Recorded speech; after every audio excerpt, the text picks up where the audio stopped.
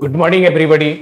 आज हम लोग यूपीएससी सीसेट 2024 का रीजनिंग क्वेश्चन लेकर आए हैं और आज हम रीजनिंग का क्वेश्चन को सॉल्व करते हुए आगे की ओर बढ़ेंगे। तो आपके सामने 2024 यूपीएससी सीसेट में पूछा गया क्वेश्चन इस प्रकार की है। कंसीडर द सीक्वेंस, ये जो सीक्वेंस दे रखा है ये है फिलहाल सीक्वेंस दे रखा है, that follows a certain pattern, which one of the following completes this sequence.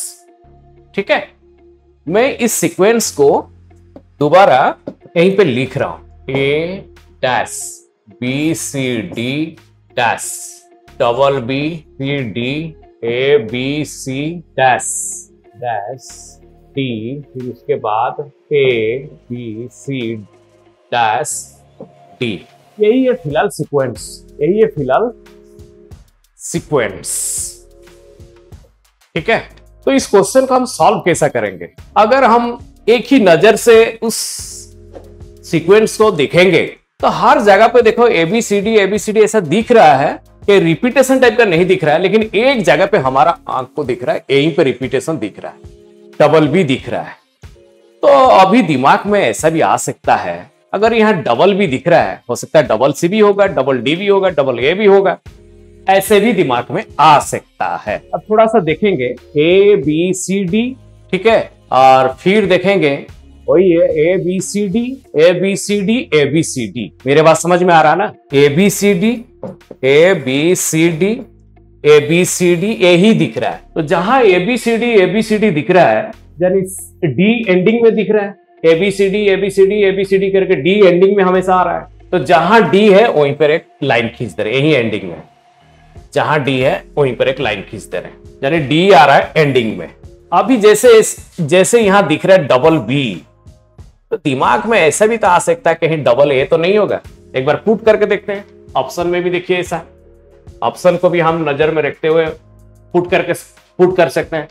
यहीं पर मैं लिख रहा हूं, इसी जगह पर मैं लिख रहा हूं ए, तो देखिए डबल बी आ गया, डबल ए आ गया, double A B C D.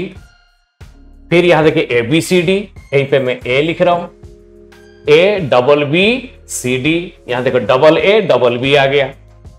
फिर यहां देखिए ए बी सी, यहां देखिए डबल सी आ गया, double A double B double C, इसका मतलब यहां डबल डी हो जाएगा, डबल डी हो जाएगा। ठीक है, तो हम डैश के जगह क्या पुट किए? एक ए पुट किए, यहां भी ए पुट किए, यहां सी पुट किए और फिर डी पुट किए। तो यही देखिए हमारा ऑप्शन में कहीं है क्या? Double A C D, double A C D option C में दिख रहा है, double A C D option C में दिख रहा है, इसलिए C will be the answer for this question. Okay, चलिए नेक्स्ट क्वेश्चन की ओर बढ़ते हैं।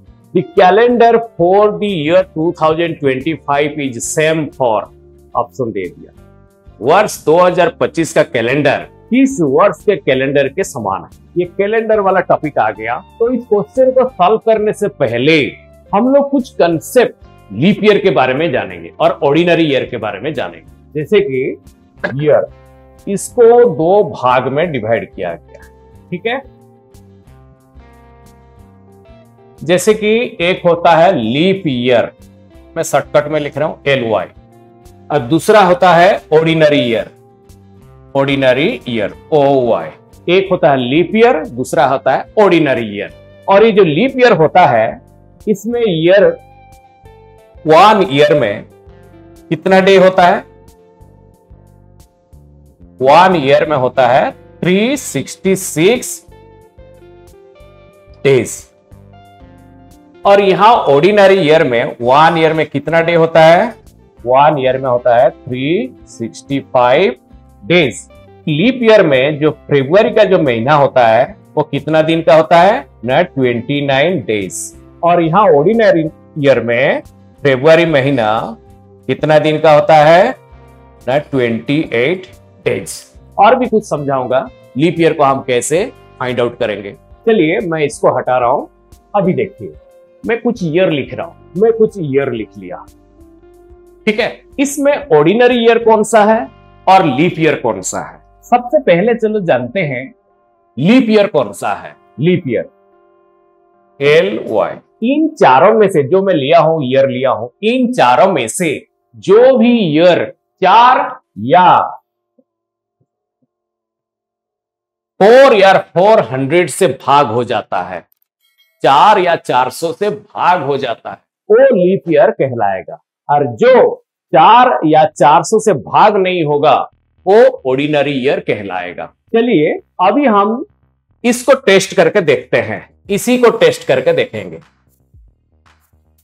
ये जो 1964, क्या ये 4 से भाग हो जाएगा? 4 से भाग करने की तरीका क्या है ना, आखिर का जो 2 डिजिट ये वाला 64, क्या 64 4 से भाग हो जाएगा? देखिए 64 अगर 4 से भाग हो जा रहा है, 4 एकम 4, 2 4 4 6 26, यानी भाग हो जा रहा है, 16 आ गया। यानी ये जो 1964 ये 4 से भाग हो जा रहा है। अगर ये 4 से भाग हो जा रहा है तो ये एक लीप ईयर है। ठीक है, ये एक क्या हो गया ना, ये एक लीप ईयर है। और एक मैं ले रहा हूं, जैसे कि 2007 को मैं चुन रहा हूं, इसको जरा 4 से भाग करके देखिए तो आखिर का जो 2 डिजिट है जो 7 है 07, क्या ये 4 से डिवाइड हो जाएगा? ये नहीं होगा। 4 एकम 4, यानी 3 रिमाइंडर बच रहा है, ये भाग नहीं हो रहा है, इसीलिए ये लीप ईयर नहीं बनेगा। इसको कहा जाएगा ऑर्डिनरी ईयर। और जिसमें देखिए आखिर में 0000 दिख रहा है, ये सबको कहा जाता है सेंचुरी ईयर्स या शताब्दी साल कहा जाता है। और जहां शताब्दी साल दिखेगा उसको आप क्या करिएगा, 4 से नहीं, ये जो 400 दिख रहा है, ठीक है, इसके द्वारा मत करिए, ये जो 400 दिख रहा है 400 के द्वारा भाग करिए। देखिए 2000 को 400 के द्वारा भाग करिए, 0000 कट गया, 4 पंचे 20, यानी कट गया। इसीलिए ये भी हो गया क्या, हमारा लीप ईयर हो गया। ठीक है, और एक टेस्ट करके देखते हैं, कौन सा, ये 1984, क्या ये 4 से कट जाएगा? तो ये जो लास्ट में जो 2 डिजिट है इसको 4 के द्वारा भाग करेंगे, 84 को 4 के द्वारा भाग करेंगे, तो कितना आ जाएगा? 21 84, कट गया। तो ये भी एक लीप ईयर है, ये भी एक लीप ईयर है। ठीक है, तो मैं एक्सपेक्ट करता हूं कि लीप ईयर को फाइंड आउट करने में आपको शायद और दिक्कत नहीं होगा। और लीप ईयर और ऑर्डिनरी ईयर में क्या डिफरेंस है शायद आप लोग समझ चुके होंगे। अभी चलिए, इसमें और भी कुछ पढ़ाई है, लेकिन मैं इतना जानकारी फिलहाल नहीं दूंगा। मुझे जितना जरूरी इस क्वेश्चन को सॉल्व करने के लिए, मैं सिर्फ उतना ही आपको अभी बता सकता हूं। चलिए अभी इस क्वेश्चन को हम लोग कुछ सॉल्व करते हुए चलेंगे। देखिए मैं और कुछ ईयर ले रहा हूं, जैसे कि 2028, एक एग्जांपल ले रहा हूं, 2028 2028। जैसे यहां क्वेश्चन पूछा है 2025, मैं उससे हटकर एक एग्जांपल के लिए ले रहा हूं आप लोग को समझाने के लिए। ये जो 2028 है ये लीप ईयर है या ऑर्डिनरी ईयर है, पहले बताइए। ये जो लास्ट में 2 डिजिट को देखते हुए ये जो 28 दिख रहा है ये 4 से कट जाएगा, तो ये क्या है ना, एक लीप ईयर है, एक लीप ईयर है। जहां आपको लीप ईयर दिखेगा, जहां आपको लीप ईयर दिखेगा उसके साथ क्या कीजिएगा ना, 28 जोड़ दीजिए। ठीक है, 8 8 16, 1 4 5 2 0, यानी 2056 साल का जो कैलेंडर और 2028 साल का जो कैलेंडर, दोनों बराबर रहेंगे। समझ में आ गया? ये भी देखें, ये भी लीप ईयर है, ये भी लीप ईयर है, यानी ये दोनों का कैलेंडर बराबर रहेगा।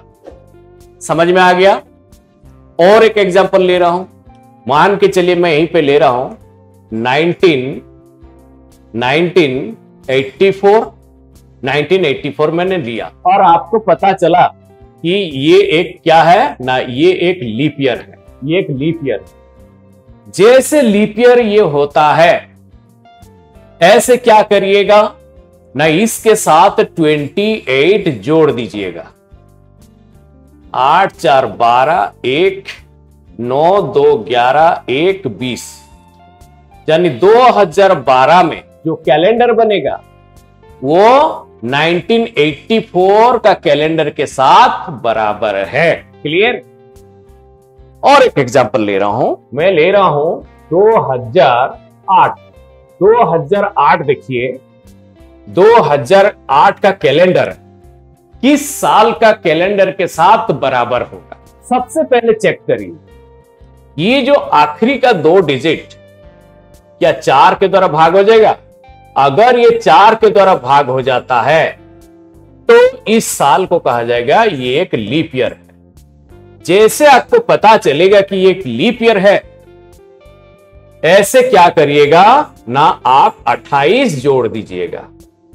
ठीक है, 8 8 16, 3, यानी 2036 में जो कैलेंडर बनेगा वो कैलेंडर 2008 के साथ बराबर है। क्लियर? तो अभी आप लोगों का मन में यह आ रहा होगा, अगर ये लीप ईयर के जगह पर अगर ये ऑर्डिनरी ईयर हो जाता है तो उस केस में हम कैसे निकालेंगे? तो चलिए उसके लिए मैं कुछ एग्जांपल लूंगा। जैसे कि देखिए, मैं यहीं पे लिख रहा हूं 2000, मैंने लिया 7 लिया, 2007 लिया, तो आपको तो ये दिखने से पता चल रहा है कि ये 4 से भाग नहीं होगा। ये जो आखिर का 2 डिजिट 4 से भाग नहीं होगा। जब भाग नहीं होगा तो ये जो 2007 साल तो क्या कहा जाएगा ना, ऑर्डिनरी ईयर कहा जाएगा। और जब ऑर्डिनरी ईयर ये इसको कहा जाता है, उस समय सबसे पहले आप क्या करिएगा, जब ये ऑर्डिनरी ईयर हो जाए उस समय सबसे पहले आप क्या करिएगा ना, इसके साथ 11 जोड़िएगा। तो 11 जोड़ने के बाद देखिए क्या हो रहा है, 7 1 है 8, फिर 1 2 0। अभी इसको देखिए, ये जो 2018 आ गया, ये लीप ईयर है या ऑर्डिनरी ईयर है? देखिए ये भी पता चला, ये भी 4 से भाग नहीं हो पाएगा। आखिर का जो 2 डिजिट 4 से भाग हो पाएगा क्या? 18 नहीं हो पाएगा, तो ये भी ऑर्डिनरी ईयर कहलाएगा। जब ऑर्डिनरी ईयर कहलाएगा तब हम यही कहेंगे कि 2007 का जो कैलेंडर 2018 के कैलेंडर के बराबर होगा। ठीक है, और भी एग्जांपल लेता हूं, मैं यहीं पे ले रहा हूं 2003 लिया मैंने। अब 2003 जो है, ये देखने से ही लग रहा है कि ये एक ऑर्डिनरी ईयर है। क्यों? नहीं, इसका आखिर का जो 2 डिजिट है ये कभी भी 4 से भाग नहीं होगा। और जब आपको पता चला कि ये ऑर्डिनरी ईयर है, आप क्या करिएगा ना, तुरंत इसके साथ 11 जोड़ दीजिएगा, और कितना हो गया ना, 4 1 2 0। और अभी ये जो 2014 आया, इसमें भी देखिए क्या ये ऑर्डिनरी ईयर है या लीप ईयर है? तो आखिर का 2 डिजिट से पता चल रहा है ये जो 14 है ये 4 से कभी भाग नहीं होगा, इसीलिए ये ऑर्डिनरी ईयर है। ठीक है, और 2003 का जो कैलेंडर है और सेम कैलेंडर 2014 में भी दिखेगा। क्लियर? यहां तक तो क्लियर हो गया। अभी एक सवाल आता है, यहां जैसे ऑर्डिनरी ईयर 11 जोड़ने के बाद ऑर्डिनरी ईयर बन रहा है, अगर 11 जोड़ने के बाद अगर ये लीप ईयर बन जाता है तो उस केस में हम लोग क्या करें? देखते हैं, चलिए एक नेक्स्ट एग्जांपल लेते हैं। मैं 2005 लिया और इसको देखते हुए ये लग रहा है क्या 4 से तो भाग नहीं होगा, इसलिए ये जो साल क्या कहलाएगा ना, ऑर्डिनरी ईयर कहलाएगा। और जैसे ऑर्डिनरी ईयर ये कहलाएगा, हम क्या करेंगे 11 जोड़ देंगे और 11 जोड़ने के बाद ये कितना हो गया 2016 हो गया। ये जो 2016 है ये ऑर्डिनरी ईयर है या लीप ईयर है? देखिए आखिरी का 2 डिजिट जो 16 है ये 4 से भाग हो जा रहा है, तो ये लीप ईयर कहला रहा है। जब ये लीप ईयर बन गया उस समय कुछ चेंजेस हो जाएगा। जब ये लीप ईयर बन रहा है 11 जोड़ने के बाद, तो उस समय हम और 11 नहीं जोड़ेंगे। मैं दोबारा रिपीट कर रहा हूं, 11 जोड़ने के बाद ऑर्डिनरी ईयर के साथ 11 जोड़ने के बाद अगर लीप ईयर बन रहा है तो उस समय हमारा रूल कुछ चेंज हो जाएगा। मतलब हम 11 नहीं जोड़ेंगे, 11 के बदले और एक नंबर जोड़ेंगे। समझ में आ गया? और वो नंबर जोड़ते ही फिर ऑर्डिनरी ईयर में वो कन्वर्ट हो जाएगा। देखते हैं कौन सा नंबर। अभी देखिए, क्योंकि 11 जोड़ने के वजह से वो लीप ईयर बन गया, तो उसके जगह पर 11 के जगह पर हम क्या जोड़ेंगे ना, 11 के जगह पर हम 6 जोड़ेंगे। ये याद रखिए, क्या जोड़ेंगे ना, 6 जोड़ेंगे। 6 5 11 2011 याद हो गया। ऑर्डिनरी ईयर के साथ 11 जोड़ने के वजह से जो भी साल आता है अगर वो लीप ईयर हो जाता है फिर हमारा फॉर्मूला काम नहीं करेगा। फिर उसके जगह पर हम क्या करेंगे, 11 के जगह पर हम लोग 6 जोड़ेंगे और 6 जोड़ने के बाद आ गया 2011। ये इसी 2011 का जो कैलेंडर 2005 का कैलेंडर के साथ बराबर हो जाएगा। क्लियर? मुझे जहां तक उम्मीद है आप लोगों का जो कंसेप्ट, ये कैलेंडर संबंधित कंसेप्ट कुछ मात्रा में तो कंप्लीट हो गया होगा। अभी चलिए सवाल की ओर। सवाल में क्या पूछा है देखिए, अभी दे रखा 2025 और इसको देखते हुए तो लग रहा है ये क्या है, क्योंकि 25 कभी आखिर का 2 डिजिट कभी भी 4 से भाग नहीं होगा, तो ये एक ऑर्डिनरी ईयर है। और जैसे ऑर्डिनरी ईयर आ गया मैं क्या करूंगा, 11 जोड़ दिया। 11 जोड़ दिया तो कितना हो गया 2036। और 2036 ये 4 से भाग हो जाता है तो ये लीप ईयर बन गया। ये क्या बन गया ना, लीप ईयर बन गया।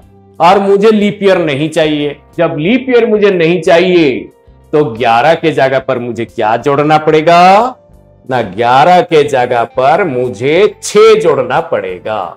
6 जोड़िए, 25 6 31 2031, यानी 2025 का जो कैलेंडर वो 2031 का कैलेंडर के साथ बराबर होगा।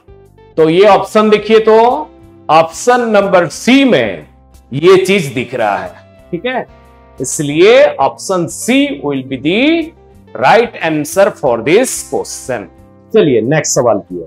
ए person works 100 metre straight from his house, turns left and works 100 meter again and works 100 meter, again turns left and works 300 meter, then turns right and works 100 meter to reach his office. In which direction does he walk initially from his house if his office is exactly in the northeast direction? एक व्यक्ति अपने घर से सीधा 100 metre चलता है, बाएं मुड़ता है और 100 मीटर चलता है, पुनः बाएं मुड़ता है और 300 मीटर चलता है, फिर दाएं मुड़ता है और अपने कार्यालय पहुंचने के लिए 100 मीटर चलता है।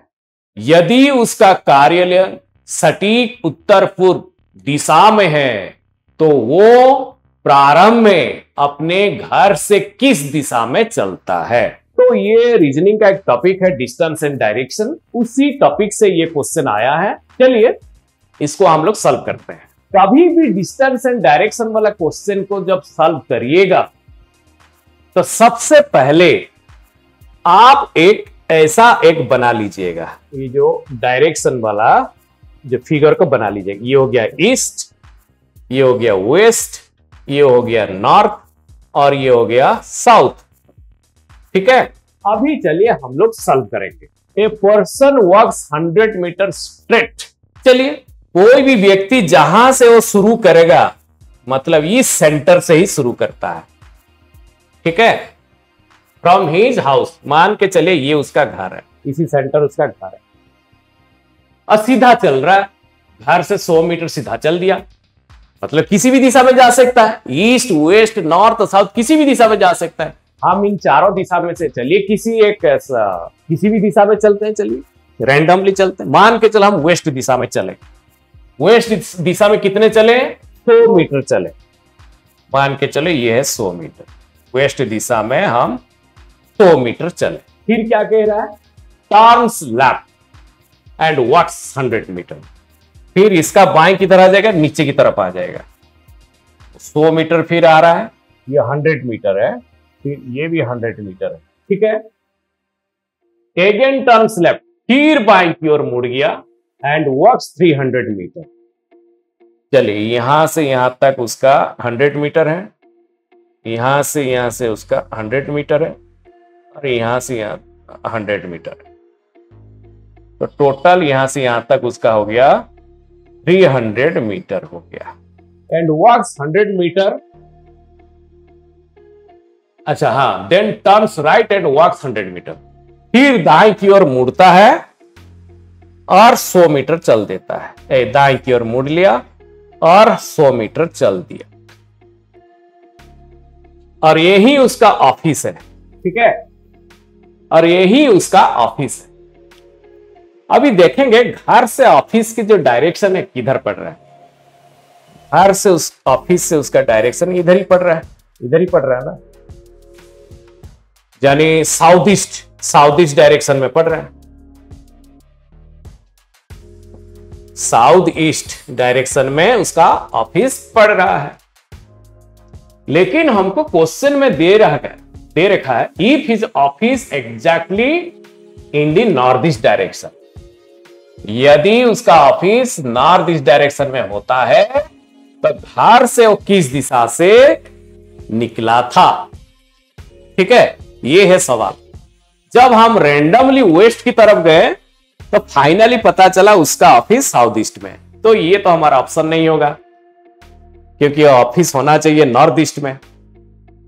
तो चलिए फिर इस डायग्राम को हटाते हैं, दोबारा डायग्राम बनाते हैं। ये हमारा गलत है।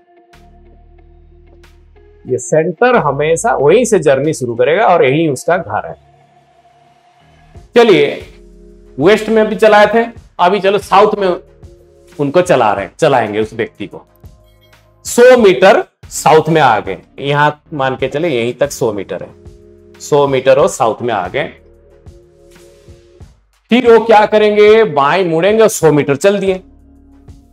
बाएं मुड़कर यहीं पर 100 मीटर चल दिए। ठीक है, फिर क्या हुआ ना, बाएं मुड़कर 300 मीटर चल दिए। तो यहां से यहां तक तो 100 मीटर है, फिर यहां से यहां तक 200, फिर यहां से यहां तक 300 मीटर है। 300 मीटर यहां से यहां तक आके पहुंच गए। फिर क्या हुआ ना, वो दाएं मुड़ रहे और 100 मीटर चल दिए। फिर देखिए वो दाएं मुड़ दिए और 100 मीटर चल दिए। फिलहाल ऑफिस यहीं पर आ गया। अभी देखते हैं घर से ऑफिस की दिशा। घर से ऑफिस की दिशा ये है, घर से ऑफिस की दिशा है। ये है घर से ऑफिस की दिशा। किस डायरेक्शन में आ रहा है? ये नॉर्थ है ना, नॉर्थ ईस्ट। ऑफिस फिलहाल आ गया नॉर्थ ईस्ट। यही था ना हमारा, नॉर्थ ईस्ट यही था ना। ऑफिस को नॉर्थ ईस्ट में रखना है। तो घर से किस दिशा से निकला था? अभी देखिए जब ऑफिस आ गया नॉर्थ ईस्ट में, घर से किस दिशा से निकला था? ना साउथ के दिशा से, घर से साउथ के दिशा से उन्होंने निकला। हाँ, अभी है क्या ऑप्शन में? हाँ, घर से साउथ की दिशा से वो निकला था। Option number C is the right answer. Okay.